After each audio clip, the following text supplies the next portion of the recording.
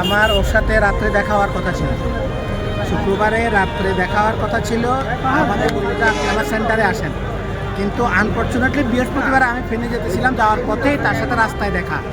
তো আমি ভাবলাম যে ঠিক আছে, রাস্তায় যা আছে পকেটে দিয়ে দেই, সকালে শুক্রবারে আসলে তার সাথে রাত্রে তার সেন্টারে দেখা হবে, এবং সেটাও বলা হয়েছে। এরপরে রাত্রে বৃহস্পতিবার রাত্রে আবার 11:30টার সময় উনি আমাকে ফোন দিল যে দাদা আপনি চিন্তা করেন না, ভিডিওটা ভাইরাল হয়ে গেছে, এটা নিয়ে আপনি টেনশন করেন না। লোকজনে খুব উল্টাপাল্টা কথা বলতেছিল, আমাকেও ফোন করছে কয়েকজনে।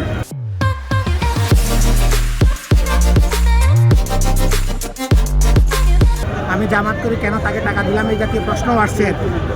তো যাই হোক, আমি বললাম যে আমি জামাতের বাইরেও যে কজনকে খুব ভালোবাসি, তার মধ্যে হাদি একজন, আমার ছোট ভাই, আমার খুব মানে জুলাই যোদ্ধা।